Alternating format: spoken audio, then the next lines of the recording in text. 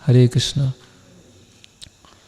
तो हम आज श्रीमद् भागवतम पर चर्चा में गजेंद्र मोक्ष के बारे में चर्चा करेंगे। तो भागवतम विशेषतया भगवान और भक्तों के बीच में जो आदान प्रदान है उसके बारे में भागवतम में बताया गया। किस तरह से अलग अलग तरह के भक्त भगवान से किस तरह से आकर्षित होते हैं और उनकी शरण में आते हैं, पूरी भागवतम वही है ना। भागवत मतलब जिसका भगवान से संबंध है, और भगवान कभी अकेले तो होते नहीं हैं, भगवान और भगवान के भक्त हमेशा साथ में होते हैं। तो हम प्रथम स्कंद से देखते आ रहे हैं अलग अलग भक्तों के बारे में। कुंती महारानी ने कैसे शरण लिया, भीष्म पितामह उन्होंने कैसे शरण लिया, परीक्षित महाराज ने कैसे शरण लिया, है ना। फिर तृतीय स्कंद में आते हैं तो मैत्रेय और विदुर, उनके बीच में चर्चा चल रही है, कपिल मुनि के बारे में। कल हमने प्रहलाद महाराज के बारे में देखा, ध्रुव महाराज। तो ये सब बहुत महान भक्त हैं और कैसे भगवान की शरण में आए वो भागवतम में पूरा विस्तार से वर्णन किया गया। तो आज हम गजेंद्र, है ना, एक जो हाथियों के राजा थे, उनका उद्धार, उनका मोक्ष कैसे हुआ उसके बारे में चर्चा करेंगे। तो ये श्रीमद् भागवतम का 8वां स्कंद है। आज से 8वां स्कंद प्रारंभ हुआ है और कल फिर वामन देव उनकी लीला के बारे में चर्चा करेंगे। समुद्र मंथन फिर वामन देव, है ना। तो जो गजेंद्र नाम के हाथी थे, अभी ये जो लीलाएं कहाँ हो रही हैं, है ना। अभी भागवतम में कुछ जो लीलाएं हैं वो पृथ्वी पर हो रही हैं, कुछ स्वर्ग में हो रही हैं, कुछ अलग अलग लोकों में हो रही है ना। तो ये जैसे भागवतम के 5वें स्कंद में जो 14 लोकों के बारे में बताया गया, 14 प्लैनेटरी सिस्टम्स, उसके बारे में बताया है ना। सबसे ऊपर ब्रह्मलोक है, फिर मध्य में भूमंडल है। एक्चुअली भूमंडल बहुत बड़ा एक प्लैनेटरी सिस्टम है, पूरा एक मंडल है। उसमें एक छोटी सी है पृथ्वी, है ना। पृथ्वी एक छोटा सा एक प्लानेट है, लेकिन बड़े रूप में देखा जाए तो वो क्या है, एक पूरा भूमंडल है ना। और भूमंडल के नीचे अतल, वितल, तलातल, रसातल, पाताल, है ना।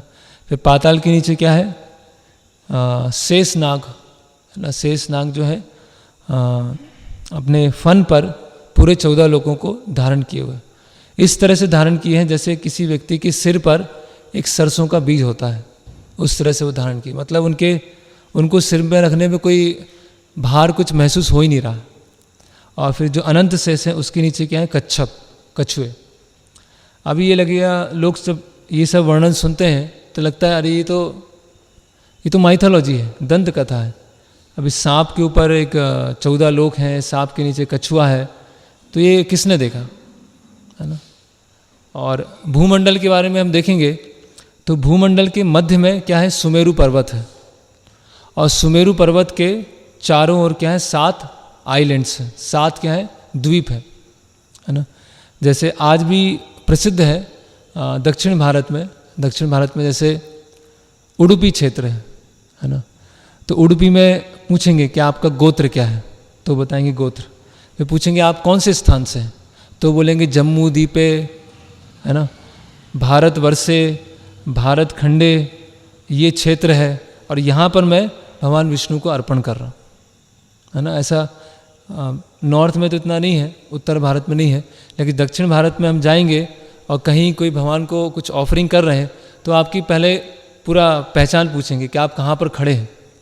तो पूरा वो भूमंडल में भारतवर्ष, भारत में ये खंड है और इस खंड में ये क्षेत्र है, यहाँ पर मैं भगवान को कुछ अर्पण कर रहा हूँ, है ना। तो ये जो सुमेरु पर्वत है वो मध्य में है और सुमेरु पर्वत के चारों ओर क्या है, 7 द्वीप हैं, आइलैंड्स। और हर आइलैंड क्या है, अलग अलग समुद्रों से घिरा हुआ है ना। एक आइलैंड है जो दूध के सागर से घिरा है, एक आइलैंड है जो गन्ने के रस से घिरा है, एक आइलैंड है जो शराब से घिरा है, एक आइलैंड है जो खारे पानी से घिरा है। अभी लगेगा तो हमने तो कभी देखा ही नहीं, हमने तो बस खारा पानी का ही देखा है। ये दूध का, शराब का, ये भी समुद्र हो सकता है। तो ऐसा नहीं है केवल जो हम देखते हैं वही सही है, ऐसा नहीं है। बहुत सारी चीज़ें हैं जो हम नहीं देख पाते हैं, है ना। अभी हमें लगेगा कि जैसे एक मच्छर है, मच्छर की आयु कितनी होती है, कितने दिन तक जीवित रहता है मच्छर? कितने दिन तक?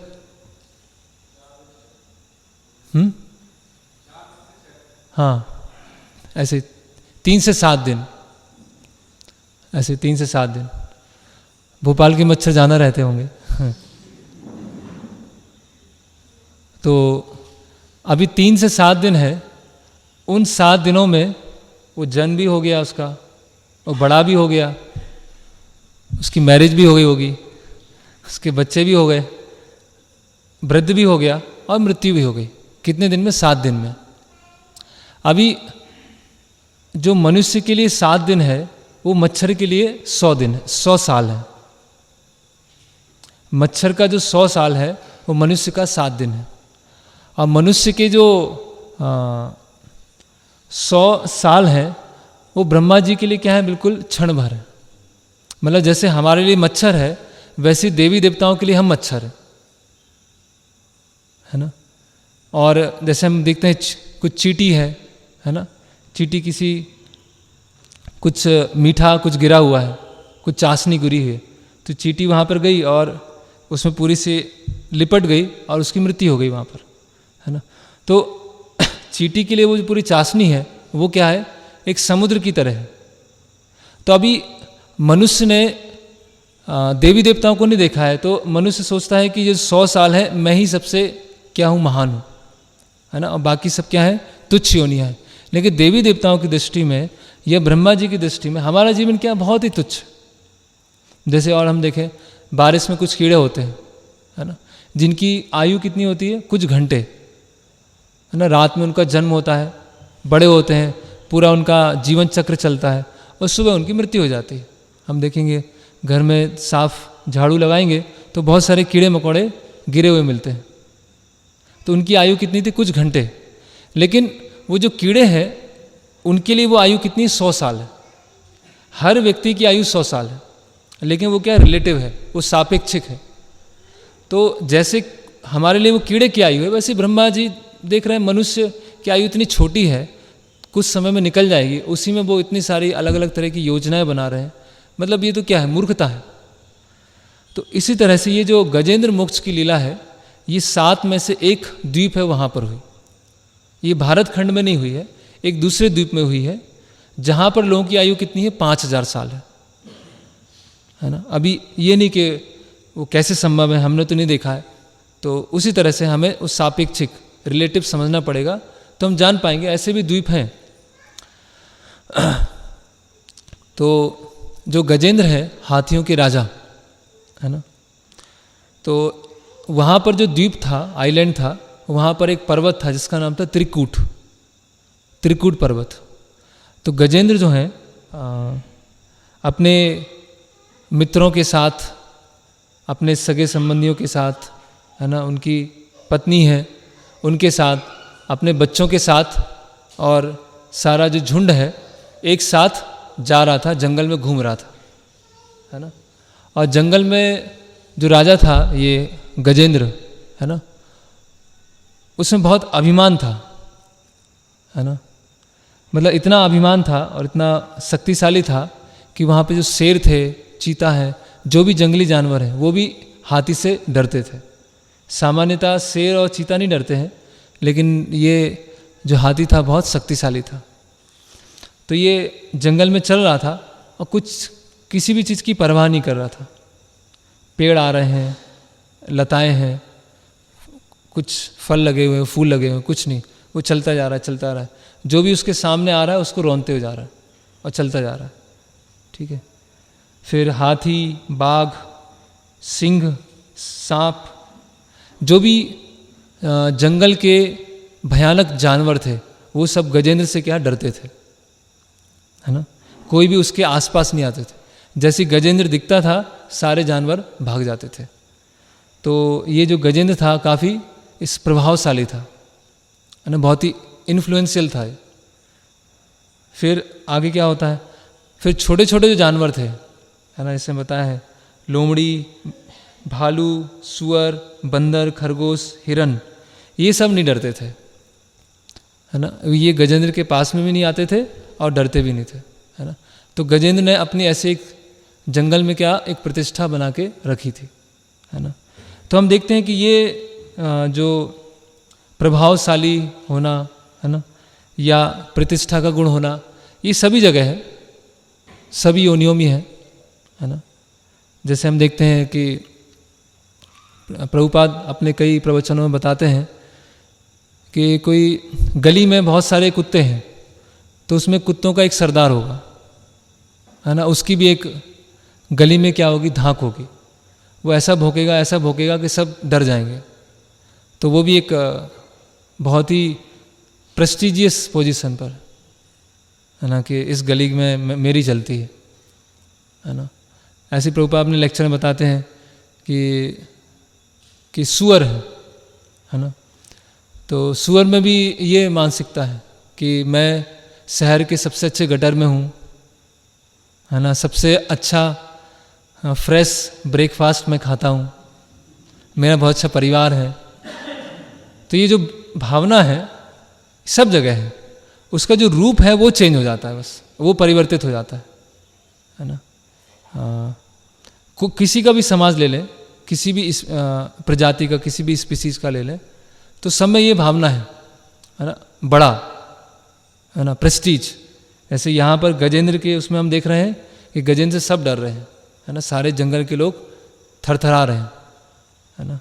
तो उसकी वजह से क्या है, उसमें अहंकार भी आ गया, है ना। तो प्राइड्स कम बिफोर फॉल, जैसे किसी में अहंकार आता है बस समझ जाओ अभी उसका पतन होने वाला है ना। तो अभी क्या हुआ कि गजेंद्र चलता जा रहा है। तो त्रिकूट पर्वत था, त्रिकूट पर्वत के बारे में बताया कि कई किलोमीटर ऊंचा था वो और कई किलोमीटर चौड़ा था। तो वो गजेंद्र अपने सब साथियों के साथ में चल रहा है और ऐसा चल रहा है कि त्रिकूट पर्वत भी हिल रहा है, वो पर्वत भी हिलने लगा, है ना। और उसने शहद पी रखी है जिसकी वजह से उसकी पूरा आँखें और एकदम से नशे में है ना। और क्या हुआ, पास में एक सरोवर था, एक झील थी, उसमें वो प्रवेश कर गया, है ना। और जैसे ही उस झील में प्रवेश किया, सरोवर में प्रवेश किया, उसके साथ में उसके जो साथी थे, उसके बच्चे थे, उसकी पत्नी थी, वो सब भी उसमें प्रवेश कर गए, है ना। फिर क्या हुआ, क्योंकि अपने बहुत ज़्यादा अहंकार था तो कोई परवाह नहीं किया कि आसपास में कौन जानवर है, क्या है, सरोवर में कौन रह रहा है। तो ऐसे ही वहाँ पर उत्पात मचाना उसने चालू कर दिया और सूंड से पानी खींचा और ऐसे फेंकने लगा चारों तरफ, है ना। खुद के ऊपर डालने लगा, अपने आसपास के वालों के ऊपर डालने लगा ऐसे।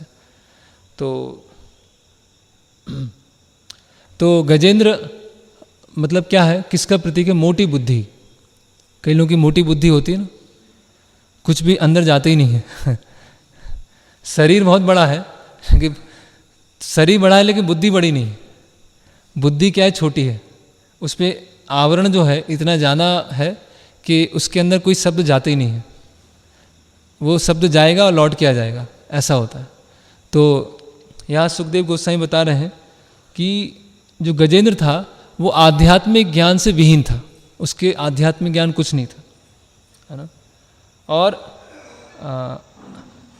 पारिवारिक आसक्ति के कारण वो कैसा हो गया, बहुत अधिक मोहित हो गया, उसको पता नहीं चला कि आसपास चल क्या रहा है ना। और इतना ज़्यादा व्यस्त हो गया, वो जल क्रीड़ा में इतना ज़्यादा व्यस्त हो गया कि उसे पता नहीं कि उसके पास में ही कोई ऐसा जानवर है जो उसकी मृत्यु भी उसकी आ सकती है ना। तो वहाँ पर कौन था, एक मगरमच्छ, घड़ियाल, इसमें घड़ियाल लिखा है। तो एक मगरमच्छ था, उसको आया गुस्सा, है ना, कि ये मेरे, उसका भी प्रेस्टीज इशू है कि मेरा ये एरिया है, वो उसका एरिया है, मेरा एरिया, एक दूसरे के एरिया में नहीं आ सकते हैं, है ना। तो अब ऐसे वो तबाही पूरा मचा रहा था गजेंद्र, तो जो घड़ियाल था वो भी आ गया और घड़ियाल ने क्या किया, उसको गजेंद्र को चुनौती दी, है ना, कि तुम यहाँ मेरे सरोवर में क्यों आए हो। लेकिन गजेंद्र क्या था, पूरी तरह से नशे में था, उसको पता ही नहीं चल रहा था आसपास क्या चल रहा है ना। और उसने कुछ ध्यान नहीं दिया घड़ियाल का, और घड़ियाल ने क्या किया, और गजेंद्र का क्या कर लिया, पैर पकड़ लिया, अपने मुख से उसका पैर पकड़ लिया। तो अभी जो घड़ियाल है या क्रोकोडाइल है, मगरमच्छ है, उसकी एक विशेषता होती है। उसकी विशेषता क्या होती है, वो जब किसी को पकड़ना होता है तो जब आग सामने वाला झपटता है, ऐसे छटपटा रहा है, तब वो कुछ नहीं करता है, तब उसको पकड़ा रखता है। जब वो छटपटाता रहेगा और जब व्यक्ति थक जाएगा, और जैसे ही वो थकेगा वैसे ही खींच लेगा, है ना। तो ये घड़ियाल की तुलना किससे की गई है, माया से की गई है। माया भी ऐसे होती है ना। उसमें हम अभी थोड़ी देर में आते हैं। तो मगरमच्छ ने उसको, गजेंद्र को पकड़ लिया और आपस में युद्ध चालू हो गया। युद्ध चल रहा है और कितना चला युद्ध। और अभी हो क्या रहा है कि हाथी की जो शक्ति होती है बाहर जाना होती है, और जो घड़ियाल है उसकी शक्ति कहाँ होती है, पानी में जाना होती है। तो हाथी कहाँ पर है, पानी में है ना, और घड़ियाल पानी में। तो उससे क्या हो रहा है, धीरे धीरे हाथी की शक्ति कम होती जा रही है। तो उसकी शारीरिक शक्ति वो कम हो रही है, तो मानसिक रूप से भी थकता जा रहा है। मानसिक रूप से थक रहा है तो उसकी जो इंद्रियां हैं, उसकी सेंसेस हैं, वो भी धीरे धीरे कमज़ोर पड़ती आ रही है ना। और एक समय ऐसा है, इतना समय निकल गया कि 1000 साल तक युद्ध चला। 1000 साल, मतलब जो पूरी आयु होती है 5000 साल, उसमें 1000 साल युद्ध चला। मतलब अगर कोई 100 साल का है तो 20 साल कोई युद्ध करेगा तो क्या होगा, 20 साल अगर मनुष्य के उसमें देखें तो, है ना। तो 1000 साल तक युद्ध चला और सभी देवी देवता देख रहे हैं कि अच्छा हो क्या रहा है, इतने समय से युद्ध चल रहा है ना। फिर जो गजेंद्र है वो कमज़ोर पड़ रहा है, धीरे धीरे कमज़ोर पड़ रहा है, धीरे धीरे, है ना। और जो घड़ियाल है वो प्रतीक्षा कर रहा है कि जब इतना कमज़ोर पड़ेगा और इसको खींच लेंगे, है ना। तो प्रभुपाद यहाँ पर समझा रहे हैं कि माया भी क्या होती है, भक्तों के जीवन में बहुत धीरे से प्रवेश करती है, बहुत धीरे से, पता भी नहीं चलेगा, है ना। कोई सोचेंगे कि हाँ हम तो जब भी कर रहे हैं, है ना, सब पालन भी कर रहे हैं, तो थोड़ा बहुत अगर हम असावधानी रखेंगे, थोड़ा सा इनअटेंटिव हो जाएंगे तो उसमें क्या जाता है ना। और थोड़ी सी असावधानी रखते हैं, थोड़ा सा ढील छोड़ते हैं, तो वो क्या हो जाती है, माया तुरंत वहाँ पर पकड़ लेती है। और हमें अनुभव नहीं होगा कि माया ने हमको पकड़ लिया है, हमको लगता है ठीक है सही चल रहा है ना। तो धीरे धीरे क्या होता है, जो साधक होता है वो कंफर्ट जोन में चला जाता है। कंफर्ट जोन मतलब थोड़ा सा आराम वाला जीवन हो जाता है। उसको जो इतनी तीव्रता थी उसकी, या उसकी जो उत्सुकता थी, है ना, जो सेवा करता था, तो उसमें क्या हो जाता है, धीरे धीरे क्या हो जाता है, थोड़ी कमी आना चालू हो जाती है। और उसको वो महसूस नहीं होता, उसको लगता है कि सही तो चल रहा है, जैसे पहले था वैसे अभी है, उसमें विशेष अंतर क्या है, नहीं। उसमें क्या है, धीरे धीरे जो उत्साह है ना, सेवा करने की प्रवृत्ति है ना, वो क्या हो गई, धीरे धीरे डाउन हो गई, धीरे धीरे डाउन हो रही। कैसे होता है, जो एक्सरे होता है ना, कोई एक्सरे में किसी का बार बार एक्सपोजर हो रहा है, मतलब एक्सरे में बार बार उसकी शरीर पे पड़ रही हैं, तो क्या होगा, एक्सरे धीरे धीरे जाती जाएंगी, और कुछ साल के बाद क्या होगा, बताएगा कैंसर हो गया। जब शुरुआत में एक्सरे जा रही थी तो उसको लग रहा था ये तो आम है, इसमें क्या होगा, लेकिन वो धीरे धीरे एक दिन ऐसा होगा कि पूरी तरह से कैंसर हो गया। तो इसी तरह से ये माया के साथ, जैसे गजेंद्र का एक घड़ियाल के साथ युद्ध चल रहा है, उसी तरह से हर साधक का माया के साथ युद्ध चल रहा है ना। तो अभी अभी इसके गजेंद्र के साथ आगे क्या हो रहा है इसमें हम देखते हैं कि जैसे ही गजेंद्र को पकड़ लिया घड़ियाल ने, पैर से पकड़ लिया, तो उसके आसपास वाले जो थे, उसके मित्र थे, उसके सगे संबंधी थे, उसके परिवार वाले थे, वो सब उसको छोड़ के किनारे पे खड़े हो गए, है ना। वहाँ पर किनारे होकर खड़े होकर वो देख रहे हैं कि क्या चल रहा है 1000 साल तक, है ना। तो गजेंद्र पुकार रहा है सहायता के लिए, लेकिन कोई भी सहायता करने के लिए नहीं आ रहा है। क्यों नहीं आ रहा है? हम तो बचे रहे, हमारे से ऐसा ना हो जाए, है ना। तो सामान्यतः ये गजेंद्र के वृत्तांत से एक महत्वपूर्ण बात सीखने को मिलती है कि जीवन में हम जो सोचते हैं कि ये हमको सुरक्षा देंगे, ये हमें प्रोटेक्शन देंगे, वो जब वास्तव में कुछ संकट की घड़ी आती है तब क्या हो जाते हैं, सब पीछे हो जाते हैं। क्यों? क्योंकि सबको अपनी वो ज़्यादा वो चाहिए, सबकी सुरक्षा। जैसे एक प्रयोग किया गया अमेरिका में, उसमें क्या था, उसमें बताया कि ये जो प्रेम होता है, पारिवारिक संबंध होता है ना, वो बहुत ही प्रगाढ़ होता है ना, बहुत ही डीप रूटेड होता है। तो वहाँ पर क्या किया गया, एक बंदर लिया गया, एक बंदर था और बंदर का छोटा सा बच्चा था, है ना। और बंदर के छोटे बच्चे को एक टब में रख दिया गया, और टब क्या था, चारों तरफ से इतना ऊंचाई था कि वो बंदर निकल नहीं सकता था, है ना। तो उसमें पानी डालते गए, है ना, पानी भरते गए। तो जो बंदर था अपने बच्चे को बचाने का प्रयास कर रहा था कि पानी डालते जा रहे हैं इसमें तो वो डूबे नहीं। तो बच्चे को पानी का जो स्तर है वो बढ़ता जा रहा था। तो बच्चे को वो अपनी गोद में ले लिया उसने, फिर पानी बढ़ता गया तो उसने अपने कंधे पे ले लिया, फिर पानी और बढ़ रहा है तो उसने सिर पे ले लिया, और पानी इतना बढ़ता गया तो उसने क्या किया, अपने बच्चे को नीचे रखा और उसके ऊपर खड़ा हो गया। यस, ये वास्तविकता है।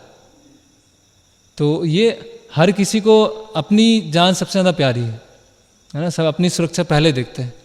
तो इस भौतिक जगत में ये गजेंद्र मोक्ष से ये आ रहा है कि गजेंद्र के बहुत सारे साथी थे वहाँ पर, और वो जंगल का राजा था एक तरह से।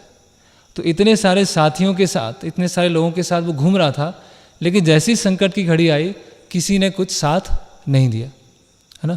तो वास्तव में हमारे हितैषी कौन है, हमारे वेलविशर कौन है, वो संकट के समय समझ में आ जाता है। जब व्यक्ति के जीवन में सब कुछ सही चल रहा होता है तो सारे मित्र हैं, सब मिल रहे हैं, हाँ हंस रहे हैं, सब बढ़िया है। लेकिन जैसी कुछ समस्या आती है उस समय साथ में कौन है तब पता चलेगा, है ना। इसीलिए दूसरे स्कंद में क्या बताया गया है, देहा पत्र कलत्रादिषु आत्मसन्नेषु असत्स्वपि तेषां प्रमत्त निधनम पश्चन अपि न पश्यति। तो क्या बोल रहे हैं सुखदेव गोस्वामी, लोग देख कर भी नहीं देख पाते हैं, देख रहे हैं फिर भी नहीं देख पा रहे, है ना। तो जो भी जिनसे हम सोच रहे हैं कि सुरक्षा मिलेगी, देह शरीर, देहापत्र, सगे संबंधी, है ना, जो भी बैंक बैलेंस, जो भी समृद्धि, हम सोचते हैं कि इससे हमें सुरक्षा मिलेगी। लेकिन ये सब क्या है, असत सैन्य। असत सैन्य मतलब फॉलीबल सोल्जर। ये केवल जो हमने अपनी चारों तरफ सेना इकट्ठा की है कि ये सेना मेरी सुरक्षा करेगी, लेकिन जैसी समय आएगा वो सेना भाग जाएगी, सेना काम नहीं आएगी, है ना। प्रभुपाद जी एक उदाहरण बताते हैं कि एक व्यक्ति था, तो उसने जीवन भर मतलब बहुत बिजनेस किया, है ना, बहुत पैसा था। तो मृत्यु की घड़ी आने वाली थी, तो डॉक्टर से बोलता है कि मुझे बस कुछ काम बाकी है, मेरी आयु बस 4 साल बढ़ा दो, मैं तुमको जितने तुमको पैसे चाहिए उतना दे दूंगा मैं। तो डॉक्टर ने बोला कि 4 साल क्या, मैं 4 सेकंड भी नहीं बढ़ा सकता, मेरे हाथ में कुछ नहीं है। तो जो हम सोचते हैं कि जो चीज़ हमने अपनी सेना इकट्ठा की है, जो सेना हमको बचाएगी, वो सेना काम नहीं आने वाली, है ना। अल्टीमेटली कौन आते हैं वो हम भी देखेंगे। तो अभी गजेंद्र क्या है, उसको बहुत ज़्यादा पीड़ा हो रही है, बहुत दर्द हो रहा है, क्योंकि उसका जो पैर है वो मगरमच्छ ने पूरा पकड़ लिया है और उसकी शक्ति क्या है, पूरी तरह से छीड़ हो गई है, पूरी तरह से कमज़ोर पड़ गया। तो अभी क्या किया जाए? और वो थकता जा रहा है, बहुत ज़्यादा थक गया है ना। तो उसने बहुत लंबे समय तक विचार किया और उसने देखा, वो स्वयं मनन कर रहा है कि मेरे यहाँ पर बहुत सारे मित्र थे, सगे संबंधी थे, अभी मेरी क्या मदद कर पा रहे हैं? सब किनारे होकर देख रहे हैं, बस कोई आ नहीं रहा है यहाँ पर सहायता करने, क्योंकि उनको भी डर है ना। और घड़ियाल ने मुझ पर आक्रमण कर लिया है, तो एक ही शरण लेने के लिए वो कौन है? वासुदेव, पूर्ण पुरुषोत्तम भगवान जो है वो ही केवल शरणम शरण्यम, वो ही शरण लेने के लिए योग्य है ना। तो जैसे ध्रुव महाराज भगवान के पास क्यों गए? कुछ कामना से गए। तो गजेंद्र भगवान के पास कैसे जाते हैं? दुख की वजह से। तो भगवद गीता में बताया गया है कि 4 तरह के लोग भगवान की शरण में जाते हैं, है ना। चतुर्विधा भजन्ते माम जना सुकृतिनो अर्जुना, आर्तो अर्थार्थी जिज्ञासु ज्ञानी चा भरतर्षभ। तो 4 तरह के लोग जो हैं भगवान की शरण में जाते हैं। कौन कौन है 4 तरह के लोग? दुखी लोग, जो दुखी हैं वो भगवान की शरण में जाते हैं। दूसरे हैं जिनको कुछ चाहिए, भौतिक इच्छाओं की पूर्ति चाहिए, वो जाते हैं। तीसरे हैं जिज्ञासु, थोड़े इनक्विजिटिव होते हैं, कुछ जानना है, तीसरे। और चौथे होते हैं ज्ञानी, जिनको थोड़ा नॉलेज होता है और फिर और जानना चाहते हैं। तो भगवान बोल रहे हैं कि सब क्या है? सुकृतिवान है। सुकृतिवान क्यों है? कोई कम से कम भगवान की शरण में तो जा रहे हैं, है ना। अभी गजेंद्र जो है इतनी ज़्यादा युद्ध लड़के थक गया है और कुछ उसको शरण दिख नहीं रही, भगवान कम से कम भगवान की शरण में गया, तो मतलब पुण्यशाली है। आज क्या होता है, किसी के जीवन में कष्ट आते हैं तो सबसे पहले क्या बोलते हैं? अरे भगवान होते तो ऐसा थोड़ी होता, है ना। भगवान की वजह से हो रहा। अभी जैसे कोरोना वायरस फैला, है ना, तो लोग बोलते हैं कि देखो मंदिर बंद हो गए, भगवान अपने विग्रहों में बंद हैं, भगवान कुछ नहीं कर पा रहे हैं, और भगवान क्या सुरक्षा करेंगे, है ना। जैसे औरंगजेब ने आक्रमण किया भारत के ऊपर, है ना, तो बहुत सारे विग्रह तोड़ दिए। तो लोग आक्षेप लगाते हैं, आरोप लगाते हैं कि ये कैसे भगवान है, खुद की रक्षा नहीं कर पा रहे, अपने भक्तों की क्या रक्षा करेंगे, है ना। तो जो नास्तिक तरह के लोग होते हैं वो दुख आने पर वो और ज़्यादा नास्तिक हो जाते हैं, और ज़्यादा भगवान से वो दूर चले जाते हैं और भगवान के ऊपर आरोप लगाते हैं, मेरे जीवन में ऐसा क्यों हुआ। जो गजेंद्र है उनकी प्रार्थनाओं से हम देखेंगे वो भगवान के ऊपर कोई आरोप नहीं लगा रहे हैं कि भगवान आपने मेरे साथ ऐसा क्यों किया। वो खुद की गलती मान रहे हैं कि मैं इसके लिए योग्य हूँ। अभी उनकी प्रार्थनाएं हम देखेंगे तो जो पुण्यशाली होते हैं, जो पायस होते हैं, वो दुख आने पर भगवान की शरण और अधिक लेते हैं। जैसे हम प्रचार में जाते हैं, कई लोगों को भगवद गीता देते हैं तो बोलते हैं अभी तो घर में बहुत टेंशन चल रही है, अभी तो बहुत परेशानी है, अभी तो क्या पढ़ेंगे, अभी तो टेंशन से निकल जाए उसके बाद पढ़ेंगे। बोले जब सबसे ज़्यादा ज़रूरत है उसी समय नहीं पढ़ रहे हैं आप। जब सबसे अधिक ज़रूरत है भगवद गीता पढ़ने का उसी समय बोल रहे हैं कि ये टेंशन सब निकल जाए, घर में सब ठीक हो जाए, उसके बाद हम पढ़ेंगे, है ना। अर्जुन को भगवान ने भगवद गीता सुनाई तो अर्जुन बोलते हैं कि भगवान अभी मत सुना, बहुत टेंशन में हूँ, अभी मैं थोड़ा टेंशन थोड़ा शांत हो जाए उसके बाद गीता सुनाना, आराम से बैठ के अपने टेंट में जाएंगे युद्ध के बाद, वहाँ बैठ के सुनाना। ऐसा नहीं है। जब जीवन में सबसे अधिक आवश्यकता है उसी समय लोग भगवान को छोड़ देते हैं। जब सबसे ज़्यादा दुख की समय आता है, जब सबसे ज़्यादा ज़रूरत होती है, लोग उल्टा आरोप लगाते हैं कि भगवान नहीं है, है ना। लेकिन गजेंद्र क्या है? ठीक है, गजेंद्र शुद्ध भावना से भगवान के पास नहीं जा रहे हैं, दुख के कारण जा रहे हैं, लेकिन कम से कम वो भगवान के पास तो जा रहे हैं और फिर धीरे धीरे वो शुद्ध हो जाएगा। मोटिव जो है, जो मनोवृत्ति है, वो शुद्ध हो जाएगी। तो फिर आगे गजेंद्र बोलते हैं कि भगवान ही क्या है? परम शक्तिशाली है ना। चाहे मेरे सगे संबंधी हो या कोई देवी देवता हो, कोई मुझे इस संकट से बचा नहीं सकते, है ना। और ये काल कैसा है, ये समय कैसा है, मृत्यु कैसा है? एक सांप के समान है, सर्प, इसीलिए बोलते हैं काल सर्प भी बोलते हैं, है ना। तो एक काल सर्प से का जो भय है उससे मुझे जो भगवान है वही बचा सकते हैं, है ना। और इस तरह से गजेंद्र है भगवान का आश्रय लेते हैं। अभी आश्रय लेने के बाद अगला अध्याय आता है, तो गजेंद्र स्तुति करते हैं। अभी हाथी है जो मोटी बुद्धि है वो स्तुति कर रहे हैं, है ना। तो इसके पीछे जो बैकग्राउंड है, पृष्ठभूमि है, वो क्या है कि गजेंद्र जो थे अपने पिछले जन्म में क्या थे, इंद्रदुम्न राजा थे, जो दक्षिण भारत का एक राज्य है पांड्या, वहाँ के वो राजा थे, है ना। तो उन्होंने कई वर्षों तक राज्य किया था, बहुत ही पुण्यशाली राजा थे, भक्त थे। और बाद में वानप्रस्थ लेने के बाद जंगल में गए और वहाँ पर उन्होंने तपस्या करना चालू किया। तो एक दिन वो तपस्या कर रहे थे और भगवान के ध्यान में बहुत ही आनंदित थे और उनके नेत्र क्या थे, बंद थे। तो वहाँ पर एक ऋषि आते हैं जिनका नाम है अगस्त मुनि आते हैं वहाँ पर, है ना। अगस्त मुनि आते हैं और वो अगस्त मुनि अपने शिष्यों के साथ आते हैं और देखते हैं कि इंद्रदुम्न राजा हमारा स्वागत भी नहीं कर रहा है ना। ऐसे आंख बंद के करके वो बैठे हुए हैं। तो अगस्त मुनि को क्या आता है, क्रोध आता है।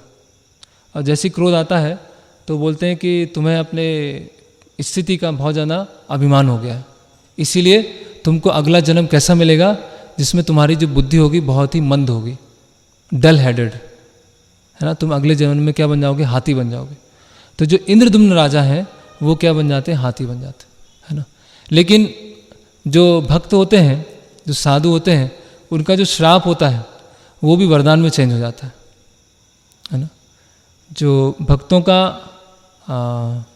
बढ़ाई करना या भक्तों का क्रोध करना दोनों बराबर होता है। जैसे नारद मुनि ने भी बहुत लोगों पे क्रोध किया, लेकिन अल्टीमेटली क्या हुआ, अंततः क्या हुआ, उनका भला हुआ। जैसे कुबेर के पुत्र थे नलग्रीव और मणिग्रीव और नल कुबेर, है ना। तो उन्होंने हम कुछ समय के बाद देखेंगे, है ना, 10वें स्कंद में जब आएंगे तो नारद मुनि ने श्राप दिया और वो पेड़ बन गए, आंगन में पेड़ बन गए। और फिर भगवान ने दामोदर लीला किया और पेड़ गिर गए और मुक्त हो गए। तो कहने का मतलब क्या है, जो साधु हैं उनका क्रोध करना या उनका स्नेह करना वो दोनों बराबर है, दोनों क्या है, आध्यात्मिक स्तर पे। तो भक्त लोग अगर क्रोध भी करें तो उसमें क्या हो जाता है, सामने वाला का भला हो जाता है ना। तो अभी इंद्रदुम्न राजा क्या है, गजेंद्र बन गए और उन्होंने अपने पिछले जीवन में जो भक्ति की थी, जो साधना की थी, वो सारा उनको स्मरण आ गया दोबारा। तो भक्ति की ये भी एक शक्ति है उसमें कि जो भी हम भक्ति इस जन्म में करते हैं वो अगले जीवन में ट्रांसफ़र होती है, बाकी चीज़ें ट्रांसफ़र नहीं होगी, है ना। इस जीवन में किसी ने अगर कोई डॉक्टर था या किसी ने पीएचडी किया था तो ऐसा नहीं कि डिग्री लेके वो पैदा होगा या पीएचडी के साथ वो पैदा होगा, उसको फिर से उस सिस्टम में जाना पड़ेगा। लेकिन उसने यहाँ पर अगर 60% भक्ति किया तो अगले जन्म में उसकी 61 से स्टार्ट होगी, बाकी जितनी भी चीज़ें हैं शरीर के साथ खत्म हो जाएगी। जैसे इंद्रदुम्न राजा का जो भी ऐश्वर्य था, जो भी समृद्धि थी, वो मृत्यु के बाद खत्म हो गई। लेकिन इंद्रदुम्न राजा ने जो भी साधना किया था वो गजेंद्र जब बने तो वो साधना उनको वैसी की वैसी रही, है ना। इसीलिए बुद्धिमान व्यक्ति क्या सोचता है कि मुझे ऐसी चीज़ लेना है जो हमेशा मेरे साथ में रहने वाली, ऐसी चीज़ नहीं लेना है जो समय के साथ खत्म हो जाएगी, समय के साथ नष्ट हो जाएगी, जो टेम्परेरी है। मुझे नित्य चीज़ों को लेना है, नित्य मतलब जो अगले जन्म में भी मेरे साथ में जाए। तो और गजेंद्र ने कोई प्रतिकार भी नहीं, इंद्रदुम्न राजा ने कोई प्रतिकार भी नहीं किया। जब उन्होंने श्राप दिया तो कोई प्रतिकार नहीं किया। तो हम इंद्रदुम्न राजा की भी महानता देख सकते हैं कि कोई अगर साधु है, कोई भक्त हैं, कोई क्रोध कर रहे हैं तो उन्होंने सहन कर लिया उसको, ठीक है, मेरे भले के लिए, है ना। ततेनुकंपा सुसुमिक्षमानु भुंजान एवात कृतम विपाक, है ना, कि मुझे बहुत सारे दुख आने चाहिए था, उसको बहुत छोटा कर दिया, है ना। जैसे प्रभुपाद एक बार अपने शिष्यों को सिखा रहे थे, रसोई सिखा रहे थे, कैसे सब्जी बनाना है, कैसे रोटी बनाना है। तो कुछ सब्जी काट रहे थे वो, तो सब्जी जब काट रहे थे तो उनकी उंगली में थोड़ा सा चाकू लग गया और खून आने लगा। तो प्रभुपाद ने बोला ये देखो क्या हुआ मुझे। तो इससे हम क्या सीख सकते हैं। तो सारे शिष्य कुछ नहीं बोले, थोड़े डर रहे थे प्रभुपाद जी के सामने। बोले इससे हम ये सीख सकते हैं, अगर मैं भक्ति में नहीं होता तो मेरा चाकू से सिर कटने वाला था, लेकिन क्योंकि मैं भक्ति में हूँ इसीलिए भगवान ने कृपावश करके कि केवल मेरी उंगली कटी है और कुछ नहीं हो। तो भगवान क्या है, जो बहुत बड़े कष्ट आने वाले होते हैं उसको बहुत छोटा सा कर देते हैं, है ना। लेकिन जो अभक्त होते हैं वो क्या सोचते हैं, देखो भगवान इतने निर्दयी हैं, है ना, भगवान दयालु नहीं है, भगवान इतने क्रूर हैं, मेरे जीवन में ऐसा हुआ। कई लोग बोलते हैं ना कि हम तो बहुत अच्छे थे, किसी के साथ बुरा नहीं करते थे, सबकी मदद करते थे, सबकी सहायता करते थे, और हमारे जीवन में ऐसा हो गया, है ना। तो वास्तव में हमारे जीवन में जो भी सुख दुख आ रहे हैं वो हमारे पूर्व जन्म के कर्म फल हैं। उन कर्म फलों की वजह से सुख दुख आ रहा है, उसमें भगवान कोई भागीदारी नहीं है, भगवान कोई जिम्मेदार नहीं है, उसके रिस्पॉन्सिबल नहीं है, वो हमें सहन करते चलना है और भगवान उसको कम कर देते हैं, है ना। तो यहाँ पर जो गजेंद्र हैं, गजेंद्र क्या है, अब प्रार्थना करना चालू करते हैं, और बहुत लंबी प्रार्थना है, कुछ हम 2-3 ही देखेंगे। अभी गजेंद्र जो सबसे पहले प्रार्थना करते हैं उसमें मंत्र बोलते हैं, ओम नमो भगवते तस्मै यत एचत चिदात्मकम। ओम नमो भगवते, ओम नमो भगवते वासुदेवाय नहीं बोलते, ओम नमो भगवते केशवाय माधवाय वो नहीं बोलते, ओम नमो भगवते, क्योंकि उनको पिछले जन्म का याद तो था, लेकिन परम कौन है, उनका नाम क्या है, वो स्पष्ट रूप से अपनी प्रार्थना में नहीं बोल रहे हैं। वो क्या बोल रहे हैं, जो भी इस ब्रह्मांड में सबसे सुप्रीम है, सबसे परम है, उनके लिए मैं प्रार्थना करता हूँ, है ना। तो अभी जब गजेंद्र प्रार्थना कर रहे हैं तो उस समय देवी देवता भी खड़े हुए हैं, अपने लोगों में देवी देवता भी है। तो गजेंद्र प्रार्थना करते हैं तो देवी देवता विचार कर रहे हैं कि ये मेरे लिए तो प्रार्थना है नहीं, हमारे लिए प्रार्थना नहीं है, तो हम क्यों जाए मदद करने, ये तो प्रार्थना किसके लिए है, जो हमारे सुप्रीम है, परम है, उनके लिए प्रार्थना है ना। तो देवी देवता खड़े होके सुन रहे हैं, है ना। और फिर गजेंद्र बता रहे हैं कि आप जो परम हैं उनका प्रभाव ऐसा है कि शिव जी भी भ्रमित हो जाते हैं, ब्रह्मा जी भ्रमित हो जाते हैं, इंद्र वरुण सब भ्रमित हो जाते हैं, आपकी शक्ति ऐसी है ना। तो कैसे भ्रमित हो जाते हैं वो भी हम आगे आने वाले सत्रों में देखेंगे। शिव जी कैसे भ्रमित हो गए, कल के हम उसमें देखेंगे। भगवान मोहिनी मूर्ति लेके आते हैं और मोहिनी मूर्ति के सामने शिव जी भी भ्रमित हो जाते हैं कि कौन है, विष्णु है कोई स्त्री है ना।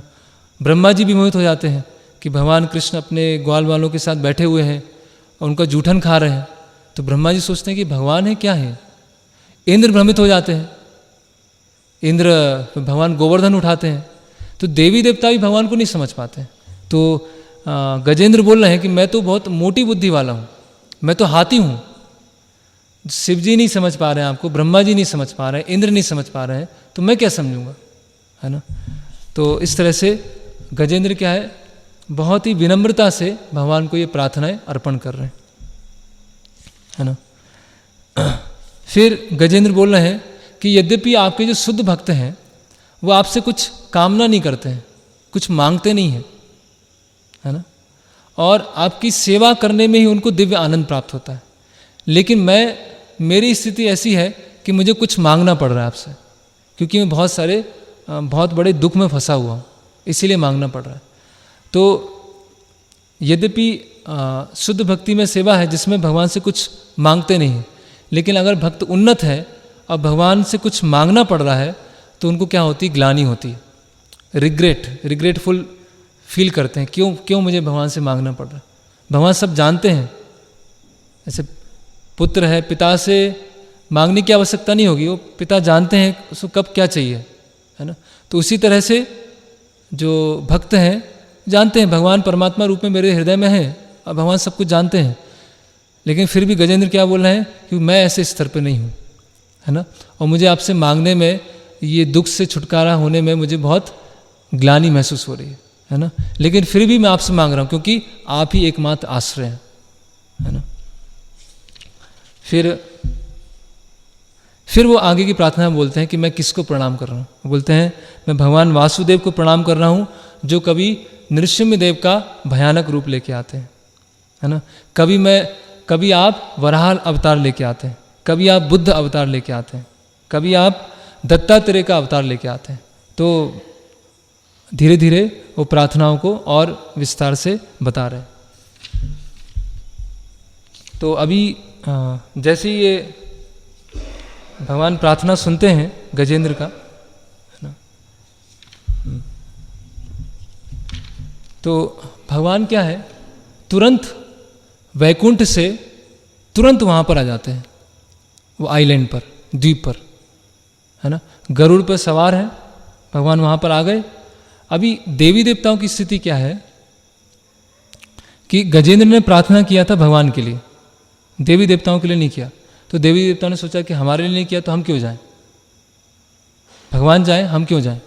लेकिन बाद में देवी देवताओं को साक्षात्कार हुआ, रियलाइज़ हुआ ये तो गलत सोच रहे हैं। भगवान के लिए प्रार्थना किया तो हमारे स्वामी हैं, उनके लिए प्रार्थना किया, हमें तो प्रसन्न होना चाहिए। तो देवी देवता भी वहाँ पर भगवान के साथ आ जाते हैं भगवान को प्रार्थना करने के लिए कि हमने से गलती हो गई, हमने ऐसा सोचा। तो गजेंद्र की जो पूरा लीला है, पूरा पास टाइम है, उससे हम दो महत्वपूर्ण चीज़ सीख सकते हैं।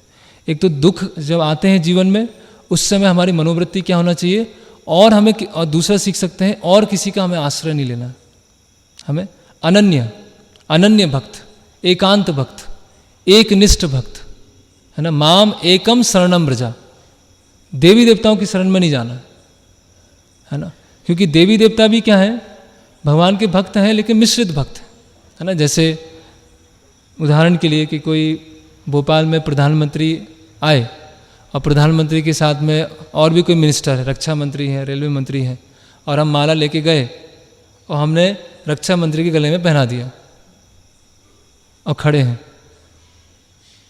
अभी क्या होगा, वो प्रधानमंत्री को भी अच्छा ही लगेगा और उसको भी अच्छा ही लगेगा, वो भी थोड़ा वैसा फील करेगा कि अरे मेरा क्यों सम्मान कर रहे हो, ये सम्मानी है ना, ये मेरे साथ खड़े हैं। तो जब भगवान का सम्मान करते हैं, भगवान की सेवा करते हैं, तो देवी देवता भी प्रसन्न होते हैं। ऐसा नहीं कि देवी देवता प्रसन्न नहीं होते।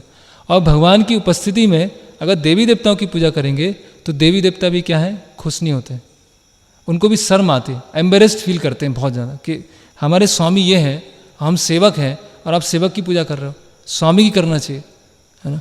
तो गजेंद्र क्या बता रहे हैं कि हमें एकमात्र केवल भगवान की शरण लेना, अन्य जो हमने शेल्टर बना के रखे हैं वो शेल्टर काम नहीं आएंगे। इवन देवी देवता भी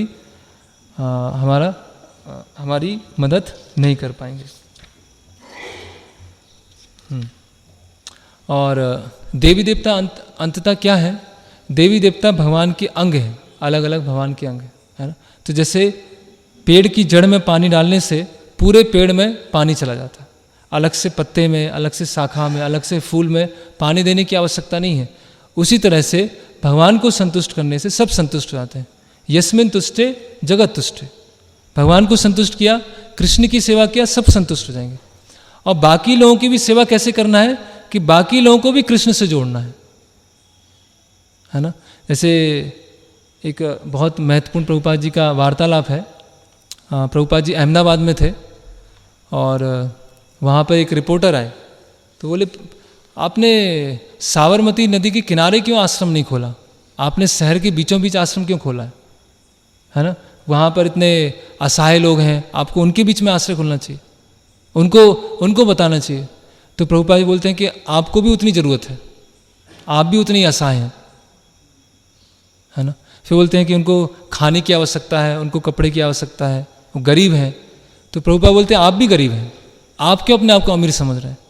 जो आध्यात्मिक ज्ञान में, जिसको आध्यात्मिक ज्ञान नहीं है वो गरीब है। तो प्रभुपाद बोला ये ज्ञान सबके लिए है, चाहे वो भौतिक रूप से समृद्ध हो या भौतिक रूप से गरीब हो, सभी आध्यात्मिक रूप से गरीब हैं। और इसीलिए हमने यहाँ पे आश्रम खोला है और यहाँ सब आए, चाहे वो साबरमती नदी के किनारे जो रहते हैं वो आए, चाहे जो शहर में रहते हैं वो आए, हम सबको इनवाइट कर रहे हैं, लेकिन कोई आता ही नहीं यहाँ पर, किसी को सुनने में रुचि ही नहीं है ना। ऐसे प्रभुपाद जी के गुरु महाराज थे, है ना, उन्होंने तो यहाँ तक किया कि कलकत्ता में न्यूज़पेपर में खबर निकाल दी, इश्तहार निकाल दिया, क्या कि यहाँ पर गौड़ीय मठ खुला है और जिसको भी कोई समस्या है यहाँ पर आए, उसको हम 2 या 3 टाइम का प्रसाद देंगे, उसको थोड़ी सी सेवा करना होगा, उसका जीवन अच्छा रहेगा, भगवान का नाम ले। तो कोई भी नहीं आया, कोई भी नहीं आया। मतलब हम देख सकते हैं कि लोगों को भगवान की सेवा करना ही नहीं है। अलग अलग कार्य, अलग अलग तरह से दुखी होंगे, लेकिन भगवान हमको निमंत्रण दे रहे हैं। भगवान, ये भागवतम क्या है? भागवतम मतलब भगवान हमको इन लीलाओं के माध्यम से आकर्षित कर रहे हैं कि जो आप यहाँ पर भौतिक जगत में अलग अलग तरह से दुखी हो रहे हो, सड़ रहे हो, यहाँ पर आओ। कैसे मेरे भक्तों ने अलग अलग तरह से शरण लिया। तो ये भगवान का क्या ट्रेलर है, ये भागवतम क्या है? भगवान बता रहे हैं कि ऐसे भक्त हैं मेरे पास आए हैं, आप भी आओ। तो ये गजेंद्र मुख से हम समझ सकते हैं। फिर क्या हुआ कि गजेंद्र का जो दर्द है और ज़्यादा बढ़ता गया, बढ़ता गया, बढ़ता गया। और भगवान विष्णु जब आए और पूरी तरह से गजेंद्र के सामने आ गए, तो अभी भगवान को कुछ अर्पण करने के लिए कुछ था ही नहीं। तो गजेंद्र ने क्या किया, वो तालाब में कमल था, उसको अपनी सूंड से ऐसे निकाला और भगवान को अर्पण किया, है ना। भगवान ने उसको ग्रहण कर लिया, है ना। तो फिर भगवान ने क्या किया, गजेंद्र को उसकी सूंड से पकड़ा और सूंड के साथ उस तालाब से निकाला। तो उनके जो पैर था उसमें घड़ियाल भी था, तो वो भी खींचा आ गया। और भगवान ने फिर सुदर्शन चक्र को प्रकट किया और सुदर्शन चक्र से क्या किया, उस घड़ियाल का सिर भी काट दिया। ठीक है। तो अभी जो गजेंद्र था वो उनको भगवान के स्पर्श की वजह से उनको आध्यात्मिक शरीर मिल गया, है ना। जैसे भगवान जैसा सुंदर शरीर है, वो सुंदर शरीर मिल गया। और जो घड़ियाल था वो पहले जन्म में क्या था, एक गंधर्व था। और उस गंधर्व को भी एक ऋषि के द्वारा श्राप मिला था कि तुम अभी क्या बन जाओ, ये मगरमच्छ बन जाओ, घड़ियाल बन जाओ, है ना। तो भगवान यद्यपि गजेंद्र के ऊपर कृपा करने आए थे, गजेंद्र को बचाने आए थे, लेकिन जो घड़ियाल था वो गजेंद्र से संबंधित था, इसीलिए घड़ियाल का भी उद्धार हो गया, है ना। प्रभुपाद ऐसा बताते हैं, तांदेरे चरण से भी भक्त सने वास, जन्मे जन्मे होए यही अभिलाष। कि हमारी क्या अभिलाषा होना चाहिए, भक्तों की सेवा करना, भगवान की सेवा करना और भक्तों की सेवा करना। तो कोई भक्तों से किसी भी तरह से संबंधित है, उसका उद्धार हो जाएगा। अभी जो मगरमच्छ था वो गजेंद्र का पैर पकड़ा हुआ था और पैर वो दबा रहा था। तो भक्तों के ऐसे हमें ऐसे उसका ये नहीं करना है। लेकिन प्रभुपाद बता रहे हैं कि अगर भक्तों से ऐसे भी हम अटैच्ड हैं, ऐसे भी जुड़े हैं, तो भी हमारा उद्धार हो जाएगा, है ना। तो जैसे वो घड़ियाल का वो सिर कटता है, उसको भी दिव्य रूप मिल जाता है, गंधर्व, और वो भी स्वर्गलोक चला जाता है। तो किसी न किसी तरह हम भक्तों से, श्रील प्रभुपाद से जुड़े रहें। भक्तों से, श्रील प्रभुपाद से जुड़े रहेंगे तो किसी तरह हमारा भी क्या होगा, उद्धार हो जाएगा। किसी दूसरे का उद्धार होने वाला होगा, हम उससे जुड़े हैं, हम भी उसके साथ खींचे चले आएंगे। तो इसीलिए श्रील प्रभुपाद जी का आश्रय है, उसको हमें कभी भी छोड़ना नहीं है ना। हम वीक हो सकते हैं, लेकिन श्रील प्रभुपाद, है ना, वो महाभागवत हैं, शुद्ध भक्त हैं, तो उनके प्रभाव से हम भी भगवत धाम जा सकते हैं। तो इस तरह से अगला अध्याय आता है और गजेंद्र अपने रूप में आ जाते हैं, चतुर्भुज रूप, है ना। और वैकुंठ जाने की तैयारी होती है, तो सारे देवी देवता और गंधर्व ऋषि सब वहाँ बहुत प्रसन्न होते हैं, है ना। पुष्प वर्षा होती है और अलग अलग तरह के वाद्य यंत्र बजने लगते हैं, है ना।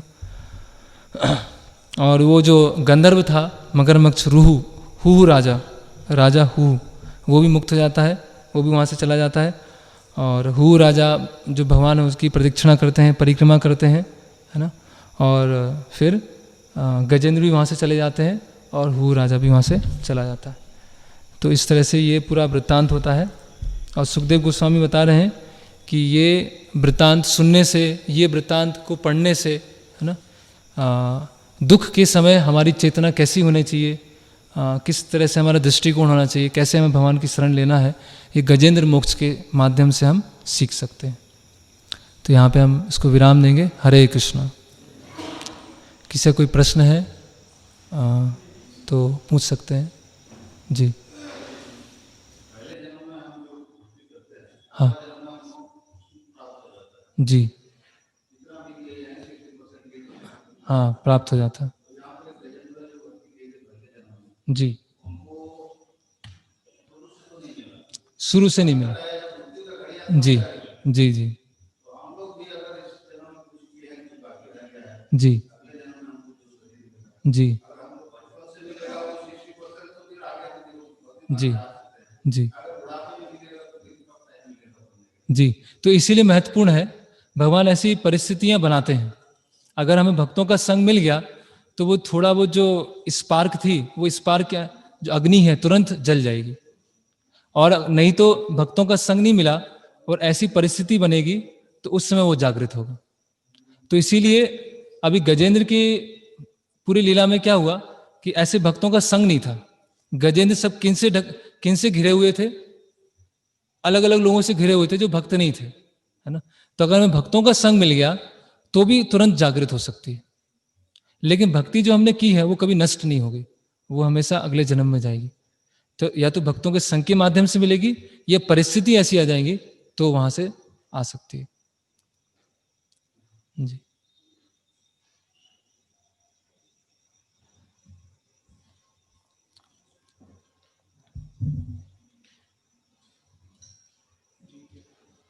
अजिंक्य प्रश्न पूछिए आप। हरे कृष्णा प्रभु। हरे कृष्णा।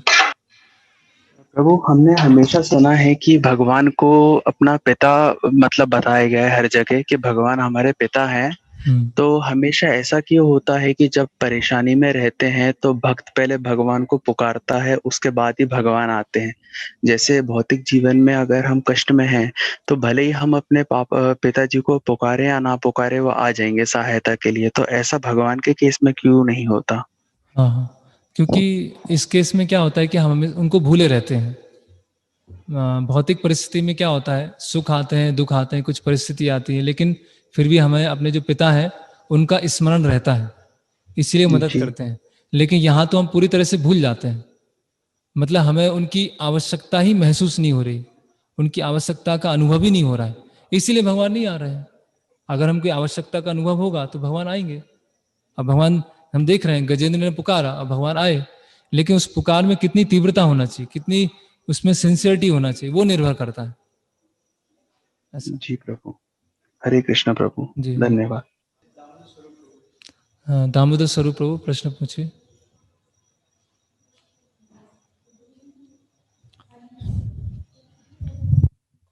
हरे कृष्णा प्रभु जी। हरे कृष्णा। हाँ जी प्रभु जी, दंडवत प्रणाम। प्रणाम। प्रभु जी, अभी आपने इस वृतांत में बताया कि भगवान सब जानते हैं और हमें उनसे मांगना नहीं चाहिए। शिक्षुत हम्म भक्त कभी नहीं मांगता। हम्म तो क्वेश्चन ये था कि प्रभुपाद भी हरे कृष्ण महामंत्र बोलते हैं, मतलब उनका मतलब बताते हैं हरे कृष्ण महामंत्र का कि this is a crying for Krishna. तो हम्म। क्या ये मांगना नहीं हुआ? नहीं, आध्यात्मिक वस्तुओं को मांगना मांगना नहीं होता है। हम अगर सेवा मांग रहे हैं तो वो मांगना नहीं है, वो तो हमारा स्वाभाविक स्थिति है। लेकिन जहाँ हमारा खुद का स्वार्थ होता है उसको मांगना बोलते हैं। अगर हम बोल रहे हैं कि भगवान, उनकी शक्ति, अंतरंग शक्ति आप मुझे सेवा में लगाइए, तो मांगना थोड़ी है वो तो हमारी स्वाभाविक स्थिति है। जब हम अपने स्वार्थ के लिए मांगते हैं भगवान की सेवा को छोड़कर, उसको मांगना कहते हैं। मांगना थोड़ी बंद होगा। आध्यात्मिक रूप से मांगेंगे तो वो सही है, भौतिक रूप से मांगेंगे तो वो गलत है। जी प्रभु। हरे कृष्णा, दंडवत प्रणाम। हरे कृष्ण, प्रणाम। देवानंद प्रभु प्रश्न पूछिए।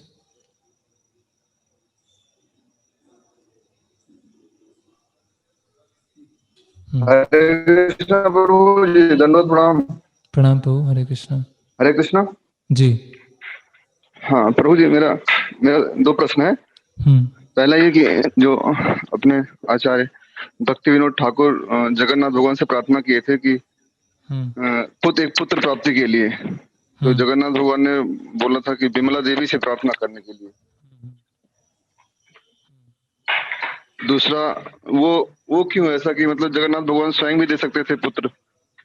नहीं, ये तो अभी शुद्ध आपने भक्त, बताया कि कोई कोई भौतिक इच्छा थोड़ी है, इसको भौतिक इच्छा थोड़ी बोलते हैं ये हाँ, तो। भौतिक इच्छा नहीं थी, आध्यात्मिक थी। तो हाँ, विमला देवी से क्यों बोला वो प्रार्थना करने के लिए? स्वयं दे किन्होंने? सकते थे ना जगन्नाथ जगन्नाथ भगवान। तो विमला देवी तो उन्हीं की शक्ति है ना। अच्छा, तो विमला देवी तो शक्ति है ना उनकी। अभी जगन्नाथ जी से मांगे या विमला देवी से मांगे, उसमें उसमें इतना फर्क नहीं पड़ेगा ना। अभी मान लीजिए कोई भगवान से प्रार्थना कर रहा है, भगवान बोलते हैं आप प्रभुपाद जी से प्रार्थना करो, तो हम प्रभुपाद जी से प्रार्थना करेंगे, तो उसमें अंतर क्या होगा? चाहे भगवान से मांगा या प्रभुपाद जी से मांगा, तो विमला देवी भी तो उनकी अंतरंगा शक्ति है ना, जगन्नाथ जी की। अच्छा जी ठीक। एक और प्रश्न प्रभु जी की, मनुष्य शरीर के बारे में बहुत वर्णन है शास्त्रों में कि बहुत दुर्लभ है, तो हाथी के शरीर से भी भगवान को प्राप्त किया गजेंद्र ने, यस, तो कैसे समझें इसको प्रभु? किसी भी शरीर में प्राप्त कर सकते हैं, वो भक्तों की कृपा चाहिए बस। जैसे बंदर ही प्राप्त कर सकते हैं, चैतन्य महाप्रभु ने जानवरों को भी नचा दिया, है ना। इन जनरल जो स्वतंत्र इच्छा शक्ति होती है वो मनुष्यों में होती है, तो मनुष्यों को अधिक अवसर होते हैं भक्ति करने के, और बाकी जो पशु हैं किसी भक्त के प्रभाव से या किसी विशेष परिस्थिति में वो भी भक्त बन सकते हैं। जैसे हम देखते हैं चैतन्य चरितामृत में शिवानंद सेन का एक कुत्ता होता है ना, वो शिवानंद सेन के साथ नवदीप से यहाँ तक जगन्नाथपुरी तक आते हैं, तो चैतन्य महाप्रभु पूछते हैं कि वो आपका कुत्ता कहाँ गया, और उसका भी चैतन्य महाप्रभु उद्धार कर देते हैं। तो इन जनरल सामान्यतया मनुष्य जीवन ही में ही भक्ति हो सकती है, लेकिन बाकी योनि में भी संभव है अगर भक्तों की कोई विशेष कृपा हो जाए, है ना। जी हरे कृष्ण प्रभु, धन्यवाद। हरे कृष्णा, धन्य हरे कृष्णा।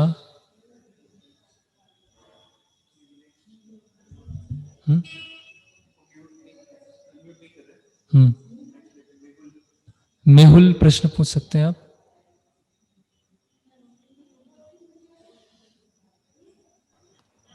हरे कृष्ण प्रभु। हरे कृष्णा, धन्यवाद, प्रणाम प्रभु। प्रणाम जी। अच्छा प्रभु, मेरा प्रश्न ये है, जैसे आपने बताया कि किसी ने अगर कुछ भौतिक विद्या मतलब अविद्या प्राप्त की है तो वो आगे कैरी फॉरवर्ड नहीं हो सकती अगले जन्म में, और जो आध्यात्मिक है वो भक्ति हमारी कैरी फॉरवर्ड होती है। तो कभी कभी हम देखते हैं कि कोई छोटा बच्चा है, वो उस बचपन से ही समझ लीजिए किसी को पेंटिंग में या किसी को म्यूजिक में इतना एक्सपर्ट होता है कि वो तुरंत सब सीख जाता है। तो उसका ऐसे समझ सकते, कोई बोल देंगे पिछले जन्म का कुछ कैरी फॉरवर्ड हुआ होगा, वो अविद्या, ऐसा हो सकता है कुछ? नहीं, पुण्य होते हैं ना, बचपन से एक्सपर्ट होते हैं। देखिए पुण्य और पाप होते हैं ना, और पुण्य करने से एक अलग तरह की विद्याएं आती हैं, पाप करने से एक अलग तरह की विद्या आती है, वो भी साथ में चल रहा है ना। पुण्य करने से आप पुण्यशाली हैं तो आप में कुछ ऐसे अच्छे गुण होंगे, आप साफ सफाई पसंद करते होंगे, कुछ गीत है, शांत वातावरण, वो सब पसंद करते होंगे। आप पापी होंगे तो शोर शराबा, डीजे, ये सब पसंद करते होंगे। ऐसा वो स्वभाव बनता है ना पुण्य पाप से। वो स्वभाव से रिलेटेड है। हाँ जी जी। और प्रभु एक दूसरा प्रश्न है कि आपने जैसे बताया कि भक्तों से भक्त के साथ किसी भी तरह से जुड़ने से हमारा भी कल्याण हो जाएगा। तो यहाँ जो हमने उदाहरण देखा उसमें तो जो मगरमच्छ था वो तो दुश्मनी के साथ उसका पैर पकड़ा था। वही, मतलब हमें ऐसा नहीं करना है, वो प्रभुपाद ऐसा बता रहे हैं। प्रभुपाद मतलब साधु संघ की महिमा बता रहे हैं कि अगर ऐसे भी जुड़े हैं तो भी कुछ उद्धार हो जाएगा, लेकिन अगर हम सही तरह से जुड़ेंगे तो फिर क्या हो जाएगा। वो भक्त संघ की महिमा को बताने के लिए प्रभुपाद ऐसा बोल रहे हैं, महिमा बता। हाँ, लेकिन वैसे करना नहीं है, ये किसी भक्त के पीछे पड़ गया और है ना जी, और तो अपराध हो जाएगा। हरे कृष्ण जी, हरे कृष्ण, धन्यवाद जी, हरे कृष्ण, धन्यवाद। निखिल, मिथिल आप प्रश्न पूछिए। हरे कृष्णा प्रभु। हरे कृष्णा। हरे कृष्ण प्रभु, आवाज आ रही है? हाँ प्रभु जी, जैसे आपने बोला कि जो भक्ति है वो नेक्स्ट लाइफ में कैरी फॉरवर्ड होती है, तो समझो अभी तो मनुष्य योनि है, नेक्स्ट लाइफ में कोई निम्न योनि मिली तो भी रहेगी, पशु तो भी रहेगी। फिर जब मनुष्य बनेंगे तो फिर से जागृत हो जाएगी।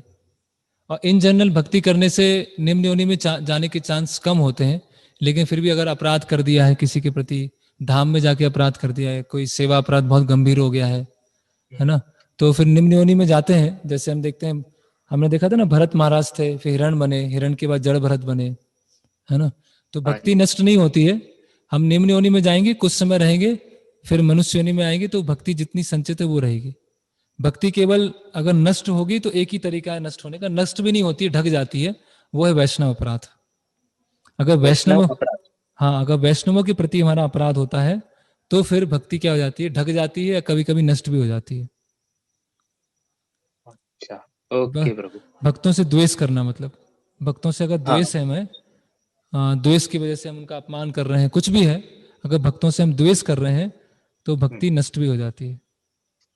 अच्छा, जी, ठीक है, और समझ कोई तरीका नहीं इससे नष्ट होती है। गया। ओके ओके, जी समझ गया प्रभु। जी, हरे कृष्णा। हरे कृष्णा।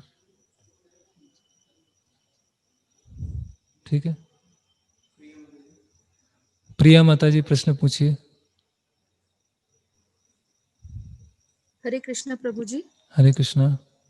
मुझे ये पूछना था कि गृहस्थ आश्रम में स्त्रियां जो है, मतलब वो भक्ति में तीव्रता कैसे ला सकती है? अपने बच्चों को भक्त बना के, घर के अच्छा। काम अच्छी तरह से करके अपने बच्चों को भक्त बनाए, तो वो सबसे महत्वपूर्ण है माताओं के लिए, कि जो भी बालक बालिकाएं हैं उनको शुरू से भक्ति का प्रशिक्षण दें, उनको शुद्ध भक्त बनाए, है ना। जैसे सुनीति, और घर में जो घर के कार्य हैं, बाकी अपनी साधना अच्छी तरह से करना है, तो इस तरह से। और बाकी जो और अन्य माताएं हैं जो भक्ति में आती है, उनको प्रचार करके, उनको शिक्षा देके धीरे धीरे उनको भक्ति में आगे लगे। तो ऐसा नहीं है कि केवल जो ब्रह्मचारी आश्रम में है या जो गृहस्थ पुरुष हैं वही भक्ति में तीव्रता ला सकते हैं। हर कोई भक्ति में तीव्रता ला सकता है, लेकिन अपने स्थान में रहते हुए, अपनी स्थिति में रहते हुए। जी ऐसे प्रभु जी, जैसे अभी मैं भी पाठ वगैरह करती हूँ, लेकिन मुझे अभी भी और ऐसा लगता है और कनेक्शन हो भगवान से मेरा। मैं ग्रंथ भी पढ़ रही हूँ, मैं पाठ भी कर रही हूँ, मैं चैंटिंग भी कर रही हूँ, पर अभी ऐसा लग रहा है और हाँ, कुछ तो अच्छा चाहिए। है। मन को प्रभु से जोड़ना है और जोड़ना है और जोड़ना है। वो कैसे जोड़ूं मैं, मुझे समझ में नहीं आ रहा, रास्ता नहीं है मेरे पास। और क्योंकि मेरे पास जितनी मेरी गतिविधियां है दिन भर की, मैं वही कर पाती हूँ, उससे ज्यादा तो मैं कर नहीं सकती। हाँ, तो एक होती है संख्या, एक होती है गुणवत्ता, क्वालिटी और क्वांटिटी, है ना। जी तो एक हम और चाहते हैं तो उसमें क्वालिटी और अच्छी करें। हम जब अच्छी क्वालिटी से करें, हम रीडिंग करें तो बहुत ध्यान से करें, सेवा करें तो उसमें सारे डिटेल्स हैं, सारी सूक्ष्मताओं को ध्यान रखें उसमें। तो इस तरह से हम क्वालिटी बढ़ा सकते हैं। केवल जी संख्या बढ़ाने से या टाइम बढ़ाने से काम नहीं होता, उसकी जी जो क्वालिटी है सेवा की, वो अगर हम बढ़ाएंगे तो भक्ति और अच्छी कहलाएगी, तीव्रता और बढ़ेगी। जी प्रभु जी, धन्यवाद प्रभु जी। जी, हरे कृष्णा। हरे कृष्ण। भोला प्रसाद जी प्रश्न पूछिए आप।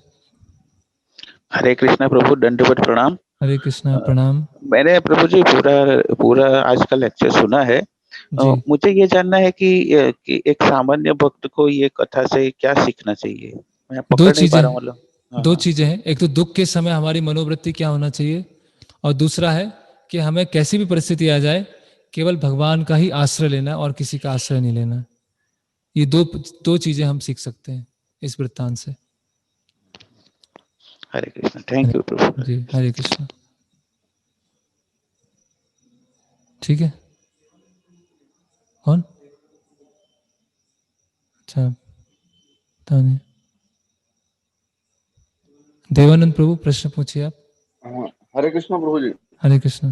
मुझे एक और प्रश्न आ गया है कि अच्छा अच्छा, जी जी। जैसे देवता होते हैं, देवता सकाम भक्त होते हैं भगवान के, हम्म हम्म तो जब देव योनि से वो बाहर निकलते हैं, वो लोग वो हम्म वापस हम्म गिरते हैं, तो फिर हम्म वापस उनकी भक्ति जो उन्होंने की है पूर्व काल में, भक्ति हम्म। रहती है या फिर उनकी हाँ, भोग करने के बाद रहती। खत्म हो जाती है? नहीं, भक्ति रहती है। भोग करने से भक्ति खत्म नहीं होती, भक्ति तो जितनी है उतनी रहेगी। केवल अपराध होने से भक्ति खत्म होती है अच्छा। ना। तो कुछ देवता ऐसे भी होते हैं जिनका शुद्धिकरण होता है और वो सीधे भगवत धाम चले जाते हैं। कुछ देवता होते हैं जिनका पतन भी होता है। दोनों वैरायटी के होते हैं। ऐसा जरूरी नहीं कि देवता शुद्ध भक्त नहीं बन सकते हैं। अगर जैसे चित्रकेतु महाराज हैं, वो गंधर्व थे, है ना, वो शुद्ध भक्त बने, तो शुद्ध भक्त भी बन सकते हैं और नीचे भी गिर सकते हैं। जी जी।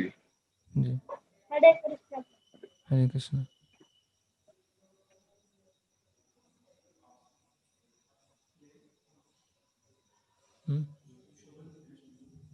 शोभन कृष्ण प्रभु प्रश्न पूछिए। प्रणाम। हरे कृष्ण प्रणाम जी। प्रभु जी, जैसे आपने शुरुआत में बताया आज का लेक्चर में कि हम इतने मूर्ख है कि हम उन्हें कमाने के पीछे ऐसे में पड़ गए। तो प्रभु जी, जैसे अब आपकी जीवन क्लियर नहीं यापन आ रही, के लिए आवाज क्लियर नहीं है थोड़ा। हाँ, थोड़ा सा अब अभी आ रही धीमा होगी बोलिए। clear? हाँ, अभी भी नहीं है इतना। एक मिनट, मैं वो म्यूट पे हूँ, मैं उसको बंद करता हूँ।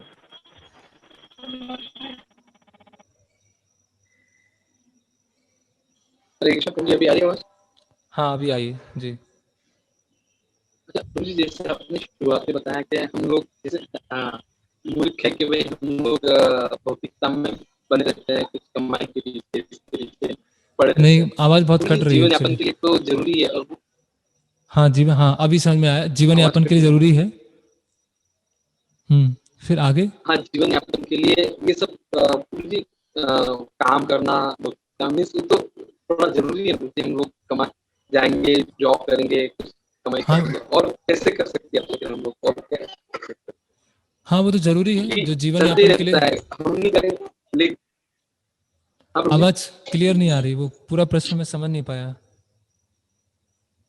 जैसे बहुत प्रभु जी आवाज आपने कट रहा है। शुरुआत में बताया था, हाँ। तो जैसे आपने शुरुआत में बताया था प्रभु जी कि हम्म हम मूर्खतावश ये सब इसमें भौतिकता में पड़े हुए हैं। हम लोग कमाई के पीछे दिन रात नहीं नहीं, ऐसा हर नहीं निश बताया हम मैंने। लोग ये ऐसा करते नहीं हैं। बताया, मैंने बताया कि इसको हम अपना अच्छा, आश्रय मेरा सुनिए। समझते हैं, हाँ इसको हम अपना प्रोटेक्शन समझते हैं। हाँ मतलब जो हाँ शरीर प्रभु के लिए जी, करना है, परिवार के लिए करना है, वो तो हाँ हाँ हाँ शास्त्रों में मना नहीं किया गया ना। अभी प्रहलाद महाराज भी तो गृहस्थ थे ना, ध्रुव महाराज भी गृहस्थ थे, बहुत सारे गृहस्थ हाँ लोग थे। तो उसके लिए मना नहीं किया गया है कि परिवार का पालन पोषण करना है, हाँ लेकिन वो हाँ हमारी सुरक्षा करने में असमर्थ है। हम्म, है ना, जो भी हमारा बैंक बैलेंस है, जो भी हमने सोच के रखा है, वो हाँ हमारी अल्टीमेटली कोई सुरक्षा नहीं कर पाएंगे, क्योंकि वो स्वयं हाँ असुरक्षित है ना। उन्होंने भगवान का आश्रय हाँ, ले वो लिया। तो हाँ। ये बताया मैंने, ये थोड़ी बताया कि शरीर का पालन पोषण नहीं करना चाहिए, हाँ जॉब नहीं करना चाहिए, ये थोड़ी बताया। नहीं नहीं, ये नहीं बोल रहा हूँ। नहीं, मैं समझा हूँ, लेकिन फिर और कैसे कर सकते हैं? जैसे ये तो ठीक है, लेकिन फिर भी प्रभु जी उसमें तो हमको रहना ही पड़ेगा, ये अपन के लिए कुछ ना कुछ भौतिकता में जाके हाँ। है ना, वो तो करना ही पड़ेगा उसको। और हम लोग कैसे सुधार सकते हैं सपोज? उसको कैसे सुधार सकते हैं, उसमें बस हाँ, ये ध्यान। और ठीक है। हम हाँ, उसको कैसे सुधार सकते हैं ये पूछ रहे हैं ना आप।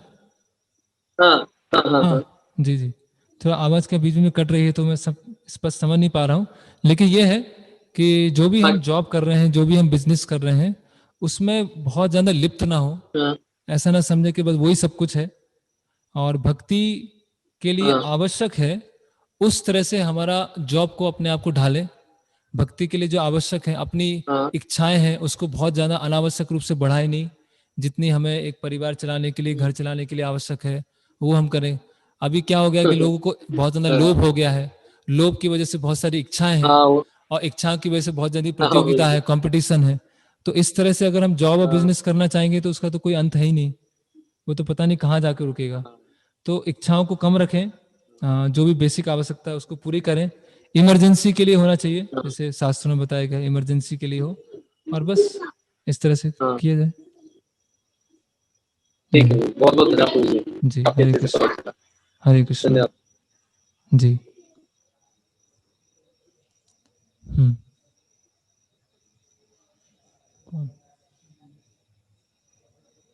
हम्म। हाँ, बृहंत प्रश्न पूछो। हरे कृष्ण प्रभु जी। हरे कृष्ण प्रणाम जी। आवाज नहीं आ रहा ठीक से। हाँ, मुझे भी नहीं आ रहा आपका।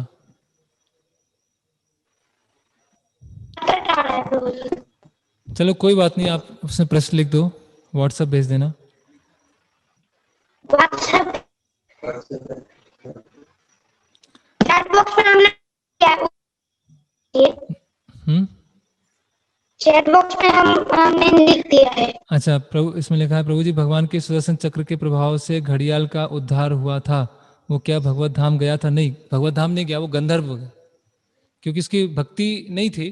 जैसे सुदर्शन चक्र से तो भगवान ने बहुत सारे असुरों को मारा है, तो भगवत धाम नहीं गए, लेकिन उस योनि से छुटकारा मिल गया है, और ऐसी योनि में गए हैं जहां से वो अपनी भक्ति को निरंतर कर सके, कंटिन्यू कर सके। उद्धार कैसे हुआ? हाँ, उद्धार मतलब उस निम्न योनि से उद्धार हो गया। उद्धार भी अलग अलग स्तर पे होता है ना। एक उद्धार होता है भगवत धाम जाना, एक उद्धार होता है निम्न योनि से निकल के ऐसी योनि में जाना जहां से वो भक्ति करना चालू करें, ऐसे उद्धार हुआ। दूसरा प्रश्न मैंने लिखा है। दूसरा प्रश्न तो नहीं मिला, बस एक ही प्रश्न वो लिखा है। इंद्रदम्न महाराज। हाँ, क्या इंद्रदम्न महाराज? तो आपने बोला जो इंद्रदम्न महाराज, वो क्या जगन्नाथ का स्टोरी वाला इंद्रदम्न महाराज है? नहीं, वो महाराज वो अलग है। तो जगन्नाथ जी की स्टोरी में आते हैं इंद्रदम्न महाराज, वो अलग है, और ये इंद्रदम्न महाराज अलग है।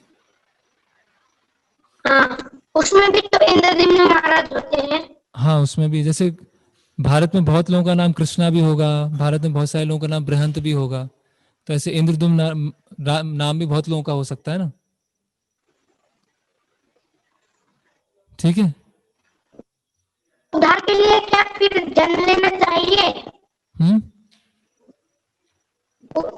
उद्धार के लिए क्या फिर जन्म लेना चाहिए? उद्धार के लिए जन्म लेना चाहिए मतलब उद्धार अगर हम लोगों का हो गया तो क्या फिर जन्म लेना पड़ेगा क्या? मतलब उद्धार बताया, उद्धार भगवत धाम भी जा सकते हैं, अगली योनि में जा सकते हैं, हमारे ऊपर थोड़ी हमें जन्म लेना है कि नहीं लेना है, तो भगवान की इच्छा है। ठीक है। हरे कृष्ण। हरे कृष्ण। हरे कृष्ण। हरे कृष्ण। ठीक है, यहाँ समाप्त करते हैं। हरे कृष्ण। श्रील प्रभुपाद की। हरे कृष्ण प्रभु जी। हरे कृष्ण। हरे कृष्ण प्रभु जी। हरे कृष्ण। मेरा एक क्वेश्चन था, मैं अर्चना बोल रही हूँ अहमदाबाद से। जी। अहमदाबाद से अर्चना बोल रही हूँ। जी। प्रभु जी, मेरा एक क्वेश्चन था। आप बहुत अच्छा मुझे जो भी आप लेक्चर देते हैं प्रभु जी, बहुत अच्छे से समझ में आता है और बहुत सिंपल वे में आप एक्सप्लेन करते हैं। आपको कोटि कोटि प्रणाम मेरा।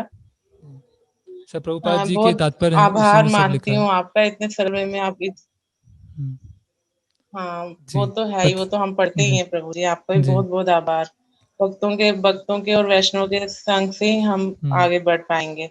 प्रभु जी, मेरी एक जिज्ञासा थी कि जैसे आपने कहा ना कि हमारी जो भक्ति होती है, अगर इस जन्म में हम 60% तक होती है और नेक्स्ट जन्म जो हमारा होता है वो 61 से स्टार्ट होता है, तो प्रभु जी इसकी हम कैसे वो कर सकते हैं कि इस जन्म में हमारी, जैसे अगर कोई 45 या 50 या लेट एज में स्टार्ट करता है भक्ति, तो उसकी फिर काउंटिंग कैसे होती है? मतलब कैसे पता चलता है कि हमारी इतनी हुई है और नेक्स्ट जन्म में हमारी इतने से स्टार्ट होगी? और वो कभी ऐसे होता है प्रभु जी, जैसे कई बार हमारा हमेशा चिंतन होता है भगवान का, हम हमेशा चिंतन करते हैं भगवान का, कभी किसी की अननेचुरल डेथ हो जाती है, जो मतलब एक्सीडेंटल डेथ हो जाती है कई बार, या कुछ ऐसी दुर्घटना हो जाती है, उस समय उसको भगवान का चिंतन नहीं होता। उस समय सिचुएशन ऐसी होती है कि वो एक्सीडेंटली उसका हो जाता है, तो उस समय क्या उसकी भक्ति जो है, या भगवान उसको फिर अपने धाम बुलाते हैं, उसकी भक्ति के थ्रू वो सेव हो जाता है मनुष्य? या क्योंकि कहते हैं ना कि एंड में हमारा चिंतन भगवान का होना चाहिए, तो हमें उसके लिए तो हम थ्रू आउट प्रैक्टिस करते हैं, तो इसका थोड़ा सा मुझे क्लियर कीजिए ना, मेरे मन में जिज्ञासा थी। तो भक्ति हम कहीं भी स्टार्ट करें, बचपन से प्रारंभ करें या वयस्क हो तब प्रारंभ करें या वृद्धावस्था हो तब प्रारंभ करें, जब भी हम, क्योंकि भक्ति तो आत्मा का एक गुण है, तो जब भी हम भक्ति प्रारंभ करेंगे, शरीर पुराना होता है, आत्मा तो वही है, तो जितना भी भक्ति किया वो आत्मा के साथ अगले जीवन में जाती है। ठीक है, पहला प्रश्न का उत्तर ये है। दूसरे प्रश्न का ये है कि अगर किसी की मृत्यु होने वाली है, अननेचुरल डेथ है, एक्सीडेंट हुआ, कुछ दुर्घटना हो गई, तो वो अननेचुरल नहीं, वो भी नेचुरली है, क्योंकि कर्म फल के अनुसार वो उसकी ऐसी डेथ होना था, उसकी दुर्घटना में डेथ होना। जहां पे सुसाइड होता है वो अननेचुरल डेथ होती है, कि किसी ने कैरोसिन खा लिया, किसी ने फांसी लगा लिया, पानी में कूद गया, उसको बोलते हैं अननेचुरल डेथ। लेकिन जहां पर एक्सीडेंट हुआ है, कहीं बस पलट गई है, कुछ भी हो गया है, वो नेचुरल है, क्योंकि उसके कर्म फल इस तरह से है, उसकी मृत्यु इस तरह से। जहां व्यक्ति जब अपने आप को खुद मारने का प्रयास करता है उसको बोलते हैं अननेचुरल, लेकिन व्यक्ति की परिस्थितियों वश जब मृत्यु होती है उसको बोलते हैं नेचुरल। अभी नेचुरल बीमारी से भी हो सकती है, नेचुरल दुर्घटना से भी हो सकती है, पहले ये। फिर उसमें आपने पूछा कि अभी उसको याद नहीं रहेगा, तो वो तो हमें जीवन के अंतिम में वही याद रहता है जिससे हम सबसे ज्यादा आसक्त होते हैं।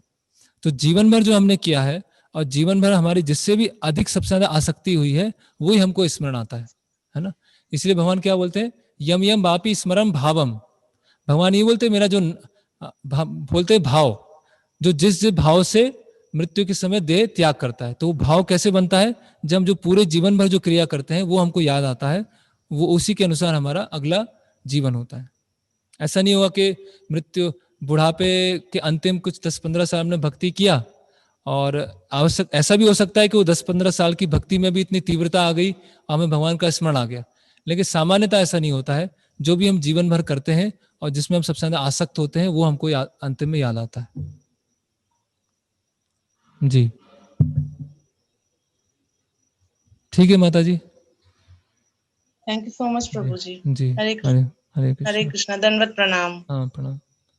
ओके, तो कल हम समुद्र मंथन लीला देखेंगे। हरे कृष्णा। श्रील प्रभुपाद की जय, श्रीमद् भागवतम की जय।